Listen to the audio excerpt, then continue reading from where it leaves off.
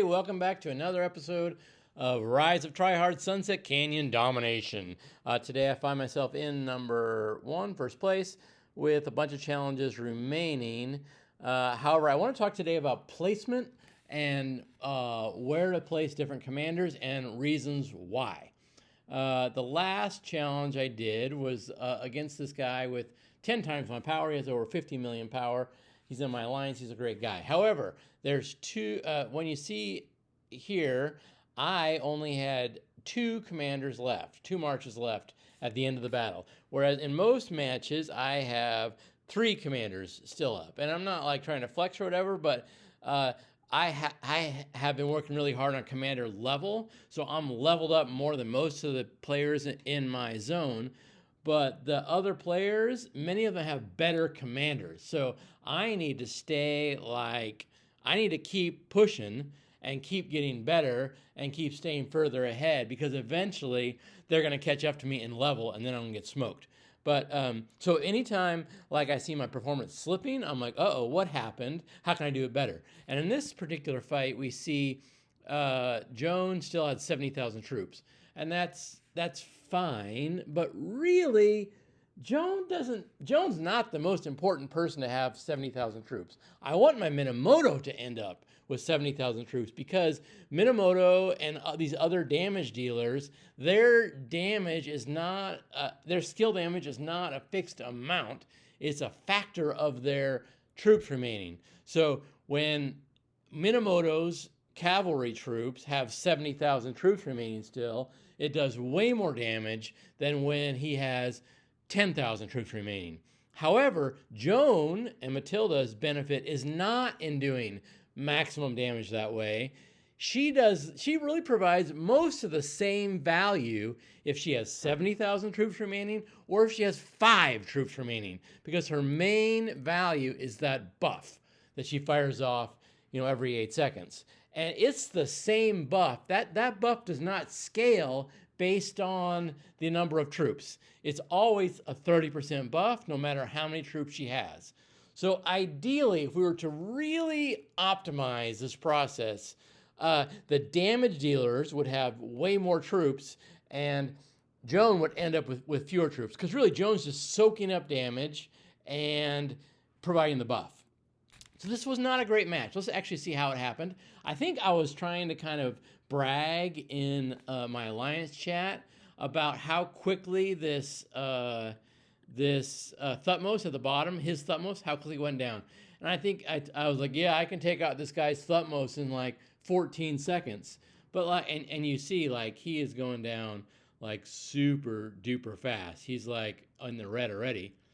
I mean, yeah, he was in combat for 14 seconds, but that was because I had 2 troops on him, and one of those was Joan, and Joan was protected, which is why she ended this battle with 70,000 troops remaining. But really, is it that important for Joan to be protected? It's not. What I should have done, and what I'm gonna do in just a moment here, is redo this fight. I don't care if Thutmose lasts till the end. What we have to do is make his Minamoto die faster. Like, that's the key thing, because I think in this battle, his Minamoto took out like 120,000 of my troops. So was it really smart of me to like flex about how quickly I could kill his Thutmose while his Minamoto killed 2 of my whole marches? That was pretty stupid, actually. So I'm gonna redo this match. And what I've actually started doing too is counting how many seconds it takes to eliminate each troop. And I have this in my work. We have these kind of metrics around the mean time to failure, like how many seconds or minutes or days or hours it takes for something to fail or something to recover. So I was thinking, if we were really trying hard, and we are Rise of Tryhards here, we would start tracking how many seconds. What's the mean time to Minamoto, the MTTM, to kill Minamoto?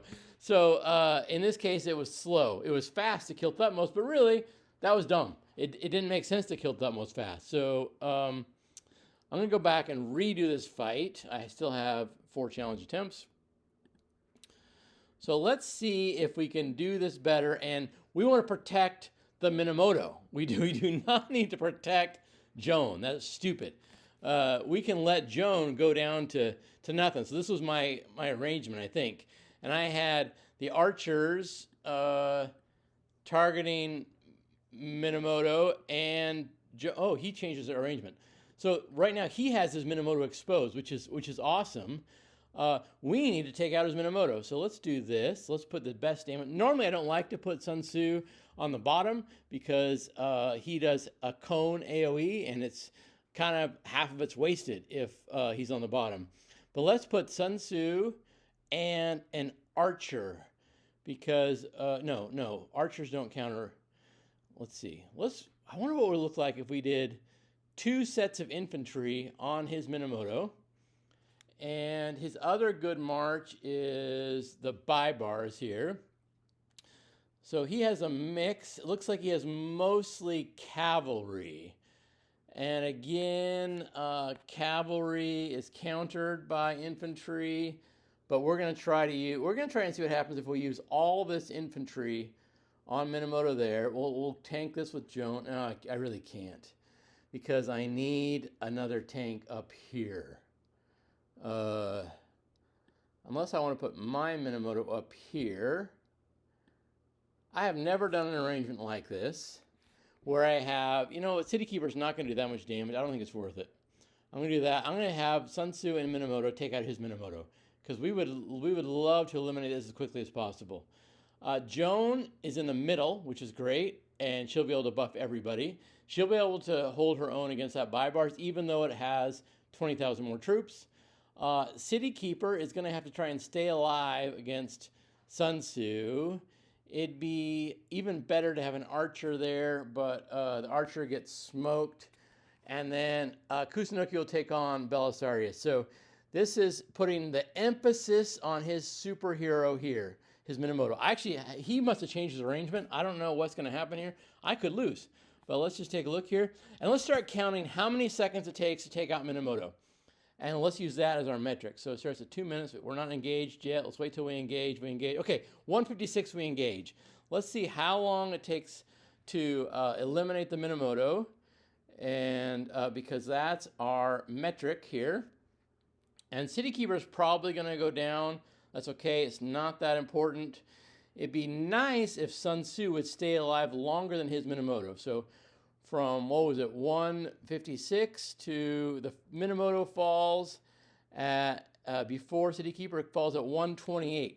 So that was pretty good. So as we keep fighting this guy, let's see if we can eliminate his Minamoto faster than 1:28, if there's any way to do that. So we can keep attacking him and keep trying different things. The key to this fight is his Minamoto, and, that's the key. I mean, he has a gigantic superhero in his Minamoto, and if we lose City Keeper, it honestly doesn't matter.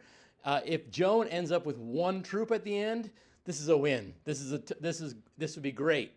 We may end up with all 4 of these still alive. We'll see. Remember, I went into this battle trying to optimize because I had gotten down to 2 marches still alive with my last configuration because I targeted the wrong troop. I targeted the Minamoto, which was dumb. In this case, this is ideal. This is really, really good because Joan, even with 17,000 troops, is still giving her full buff. Minamoto is doing max damage because he still has 50,000 troops. This is ideal. So I think this is probably the ideal configuration to fight this guy in that in his configuration the way he is. He changed something.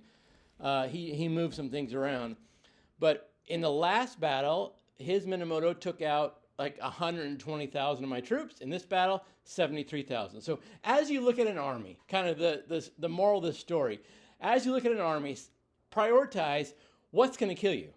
In this guy's case, his expertise Minamoto is like level 58. That's what's going to kill me. So I'm focusing all my energies there. Now, he is eventually going to have all level 50 and eventually all level 60 troops. And you can't do that anymore. But pre-KVK, nobody has full level 60 armies. So you can find the strong point and reinforce yourself against that. Or you can look for the weak point, like I did in my last battle. His weak point is at Thutmose, and eliminated that. But we see which approach was more effective. Eliminating his weak point quickly was ineffective, whereas eliminating his strong point and just letting the weak point go wherever it wants and not really worrying about it, that was a better approach in this case. Hope that helps you. Please like and subscribe this video. Thank you so much. Bye-bye.